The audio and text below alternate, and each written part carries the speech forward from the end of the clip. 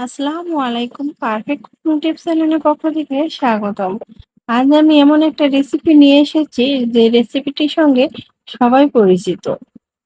কিন্তু রেসিপিটির নাম বিভিন্ন অঞ্চলে বিভিন্নভাবে বলা হয়।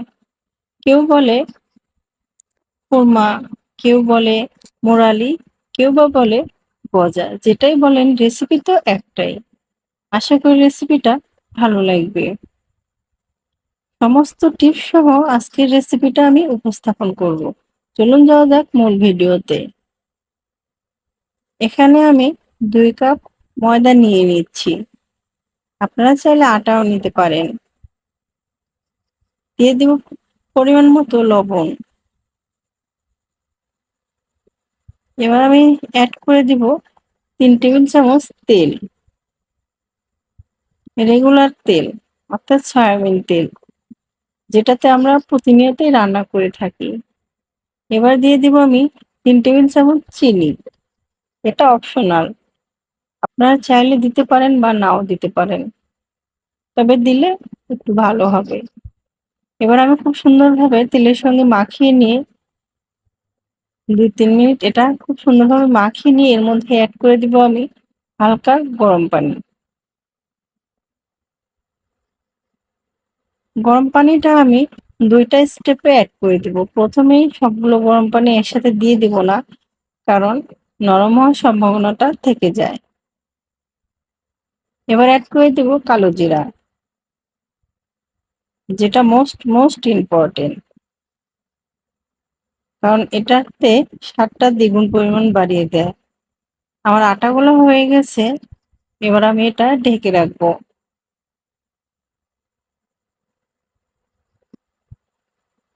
ফিরে এলাম আমি ১০-১৫ মিনিট পরে। দেখেন কতটা সফট হয়েছে।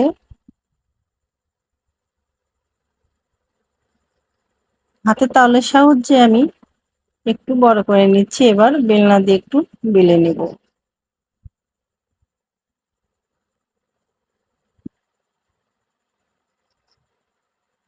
আমি রুটিটা এই সাইজ করে নিয়েছি, দেখেন কেমন মোটা।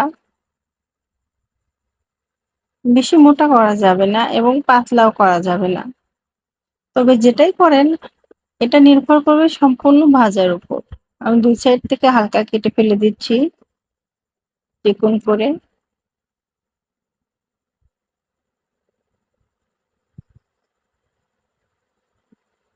এভাবে কেটে ফেলে দিচ্ছি। এবার আমি এগুলো লম্বা করে কেটে নেব।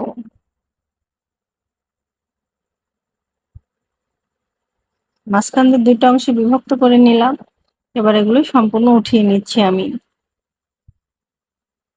দেখেন সবগুলো এতগুলো হয়েছে। এই সাইজ করে আমি কেটে নিয়েছি। এবার চুলার উপর আমি সমস্ত দিয়ে দিলাম। আগে চুলার উপর আমি একটা কড়াইয়ে তেল গরম করতে দিয়েছিলাম। এটা খুব সুন্দরভাবে নাড়তে হবে এবং চুলার আঁচটা মিডিয়াম রাখতে হবে এবার। মোট কথা এটা ১৫-২০ মিনিটের মতো ভাজতে হবে। যদি চুলার আঁচটা হাই থাকে তাহলে উপরে রং এসে যাবে, ভিতরে কাঁচা থাকবে। যেটা খেতে লাগলে ভেতরে নরম লাগবে, খেতে ভালো লাগবে না। এ কারণে একটু সময় নিয়ে ভাজতে হবে। দেখেন ব্রাউন কালার হয়ে আসছে। এবারে এগুলো আমি উঠিয়ে ফেলবো। এই কালারটা হয়ে এসেছে দেখেন।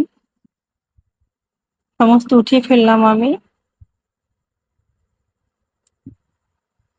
দেখেন দেখতে কতটা ক্রিসপি লাগছে। এবার একটা কড়াইয়ে আমি দিয়ে দিলাম ১ কাপ চিনি। দিয়ে দিলাম ১/২ কাপ পানি। চিনিটা আমি ৩০০ গ্রাম নিয়েছি। কারণ যেটুকু মোড়ালি আমি বানিয়েছি তাতে ৩০০ গ্রাম চিনিটাই পারফেক্ট হবে। চাইলে আপনি কম বা বেশি দিতে পারেন। এটা জাল দিয়ে আঠালো করে নিতে হবে। ঠিক এভাবে। আমি হাত দিয়ে দেখিয়ে দিচ্ছি দেখেন। যখন হাতের সঙ্গে আঠা বাঁধবে তখন বুঝবেন হয়ে গেছে। তো আমার চিনির শিরাটা হয়ে গেছে। এর মধ্যে আমি ঢেলে দিচ্ছি।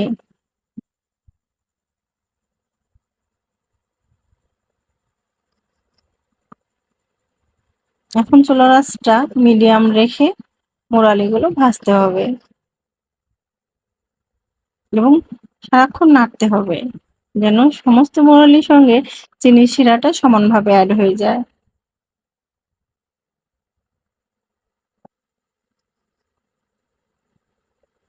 এটা সম্পূর্ণ ভাজা হয়ে গেছে এবং সমস্ত চিনির শিরা মোরালি গায়ে আটকে গেছে।